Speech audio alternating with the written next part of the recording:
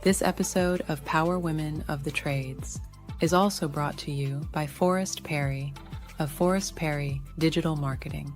Want to generate more leads for your service business? Trust his team to deliver quality new customer leads and protect your brand online. Check out perrymarketing.com today. Most businesses' online presence is boring, and by being boring, they're losing out on potential sales and customers. Being interesting and exciting is what draws customers in and gets them to buy from you. But it's hard to be interesting online when you're focused on running your business and taking care of your customers. It doesn't have to be this way. We have the key to unlocking the solution to your problem. Key Heart Marketing can help take your business from boring to brilliant on social media. We can vouch for them. They run our podcast socials. If you want to have a strong social media presence that allows customers to know, like, and trust you, connect with Key Heart Marketing at keyheartmarketing.com. Welcome to Power Women of the Trades podcast. This show is all about breaking barriers and changing the game. Our guests will feature some of today's most successful female entrepreneurs and other advocates of our industry as well. Because if there's one thing we know for sure, female-led entrepreneurship drives change on multiple levels. We want to empower women in the trade industry like you so you can maximize your potential, stay balanced, achieve long-term success, and claim ownership over your life. Let's get started. Rival Digital is a full-service premier digital marketing agency for the home services industry. We offer everything from website design, search engine optimization, online advertising, public relations, and more. If you're interested in learning more about the services we offer for contractors just like yourself, head on over to rivaldigital.com, and we look forward to chatting with you. Hey everyone, this is Eric Thomas with Rival Digital, and I am proud to announce that we are the newest sponsor for the Power Women of the Trades podcast. We've been a big fan and supporter of the show for years, and we are just very excited and very honored for the opportunity to now be one of the podcast sponsors. So make sure you check out their page and subscribe to the podcast and listen in on wherever you get your podcast episodes from. Hey everyone, it's Kaylee with Power Women of the Trades podcast. First, I want to say Happy New Year from all of us at Power Women of the Trades. We are so thankful for everything that's happened this year in 2025. And we can't wait for what's in store in 2026. So to recap the year, we wanted to share some more of our favorite moments from 2025. So sit back, relax, listen, and we can't wait to chat again in 2026. Happy New Year. I've known Roy for almost 2 decades. And he, several times said, would you like to be a partner with Wizard of Ads? And I used to think, I don't know, how would I do what I know how to do?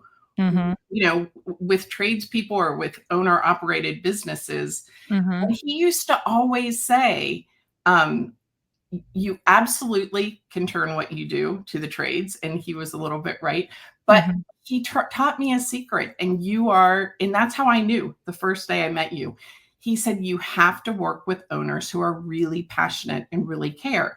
And that's the difference in the trades, I think, and why it's been so much fun for me to move from corporate into the trades, because people who own their own companies are really vested and have skin in the game in a way that I have skin in the game. Like, I care and have always cared about the companies and the people I manage. I care more about the people that I manage, I take them in, man, and I own it. Like, I really am committed. And that's the difference with people in the trades. You guys are just as committed and really, that passion and that drive is just a joy. It makes every single day. I love coming to work. I look forward to my calls with you guys. Aww. It's I love it. delightful. You have to have that visual eye. You have to have that desire to want to connect with people. I think connection's probably the most underestimated, undervalued. Yeah.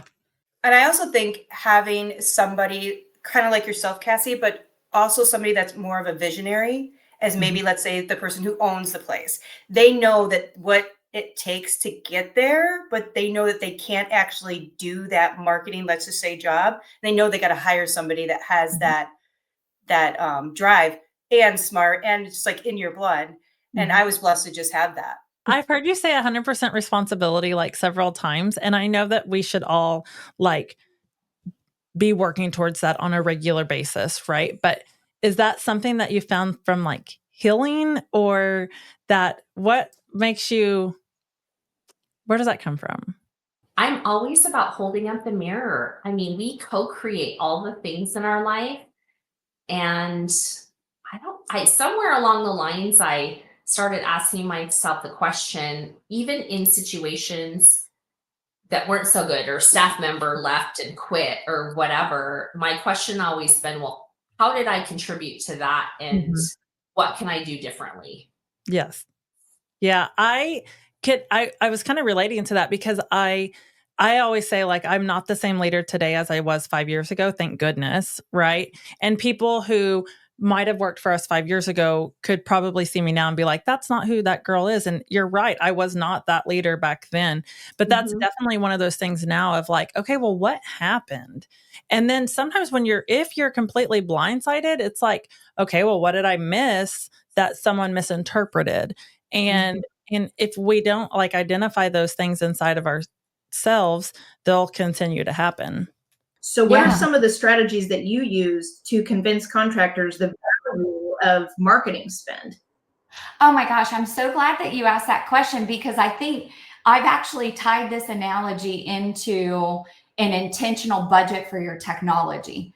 So you're right. When we first had that rule of thumb, and you're tying 5 to 8%, and I think, it ranged. You can also hear 8 to 12% if you focus on extreme growth, but tying that to your revenue goals. And what that allowed us to do was to build a very intentional budget that said, this is what I need to spend in order to achieve my goals. And so you're taking in all of the other criteria, sort of working backward at my current close rate, how many leads do I need to generate, and by what department?